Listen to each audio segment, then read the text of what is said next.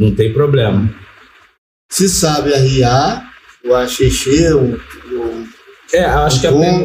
acho que a pergunta do outro também foi o seguinte: suponhamos, né, que eu sou do culto afro, mas meu irmão aqui, ele é evangélico, mas eu quero que faça o axixê dele.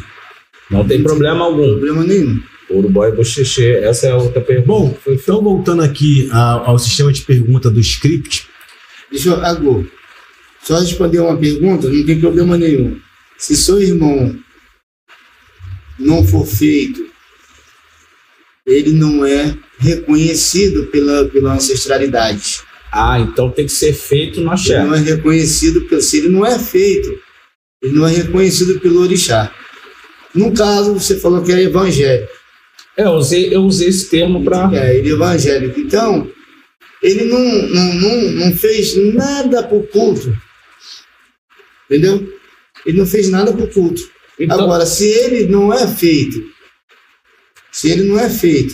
mas ele trabalhou ali dentro da casa de Candomblé, ele pinta a parede, ele capina o quintal, ele acorda de madrugada para pegar folha.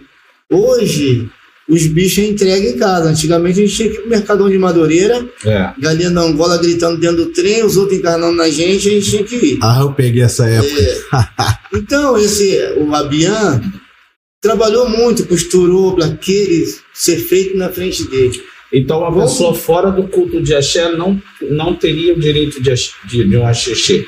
Não, se ele não é feito e nunca trabalhou para ninguém dentro do culto, se o cara é evangélico.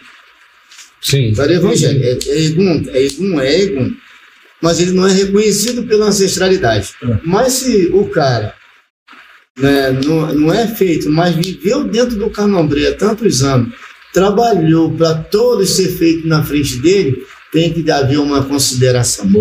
Ele não é reconhecido pelo ancestral, mas eu posso pedir meus ancestrais que olhem por ele.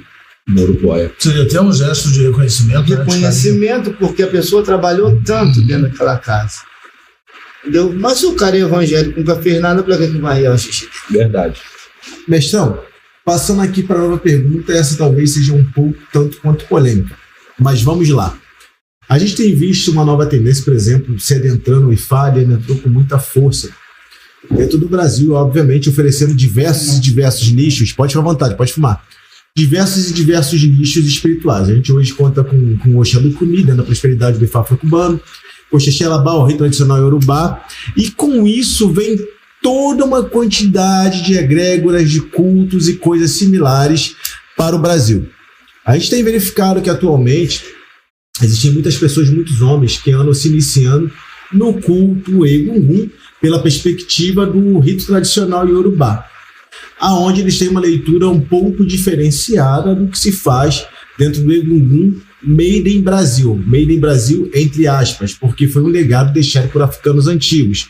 E nesse culto iorubá tradicional, a maioria deles vestem roupa, eles dizem que a roupa tem uma máscara e tudo mais, aquelas coisas todas, e não existe o cargo de Omoxã, se tornam logo ogés, mesmo sem ter a destreza que um ogé brasileiro tem, preparado em Itaparica ou no próprio Rio de Janeiro, que tem muita força com essa questão de Egungun, que eu já tive o prazer de ver com meus olhos.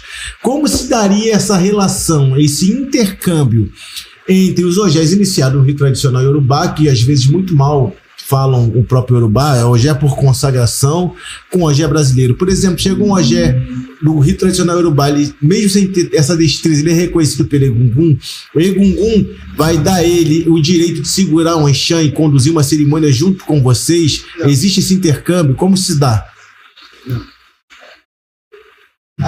Nosso meio é assim. Eu tô fazendo uma festa. Digo. Aí você é ogé. Você vai chegar. Você é ogé da onde? Para começar, se a gente não conhece você nunca foi naquela casa, você tem que ir para o seu alabaco. Seu alabaco tem que te apresentar a casa e te apresentar o rei da casa.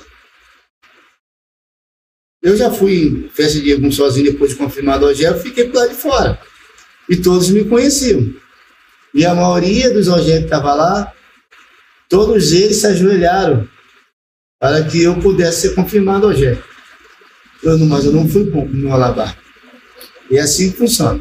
Aí você chega, é do culto tradicional aí, é o Ogé. Infelizmente, ele vai ficar sentado junto com os homens. Vai ficar sentado, Egum vai sair, vai falar com ele, mas chegar lá dentro para ver as nossas coisas, ele não vai. Não vai. Pode ser o grandão lá da África, mas no nosso culto, não. Porque os Ogé, todos nós somos reconhecidos. Quando a gente não conhece, hoje, com a facilidade que tem a internet, liga logo. Vem cá, tem um rapaz aqui dizendo aqui que é Ogé, é da sua casa. Sim. Entendeu? Se o cara que ele falou que é Ogé não reconhecer, ele não entra. Sim. O interessante é que o culto Egungun, ele consegue manter o segredo na religião da gente, Mestre Aurélio, ele foi extremamente vilipendiado. Você abre o TikTok, por exemplo, tu vê essas pessoas que ensinam como jogar o caru na parede, que ensina que é da altura do umbigo. Cara, e tem uma opção de like, eu não entendo isso. Deixa eu só responder uma pergunta que você fez sobre que na África não tem um Munchã, né? Na África, o Egum anda no meio do povo, tira até foto. No Brasil, não. No Brasil, o povo é curioso. O povo é muito curioso. Quer botar a mão para ver se tem gente de baixo. Isso é falta de fé. Porque quando eu vou para o Candomblé, eu estou olhando para a cara da pessoa virada, dizendo que está com olhar, com Oxóssi. E eu vou lá, bato minha cabeça, e a gente abraço, acredita. Peço a bênção, peço proteção e continuo com a minha fé. Então, no Brasil tem um Munchã por quê? Porque o cara fala demais, é curioso demais, entendeu? Então, para ele chegar ao Ogé, ele tem que ter uma personalidade. Respondendo a pergunta, até porque, por isso que logo de cara, o Ogé mesmo confirmado, ele não entra. Se ele não tiver uma personalidade, ele não entra. Ele vai ter um tempinho para poder entrar lá dentro para participar de obrigação. Tem que provar quem ele é. Se é digno de contemplar o segredo passado do Mariônia. Porque no Brasil todos falam demais. E o Ogé, ele tem que ter uma personalidade só.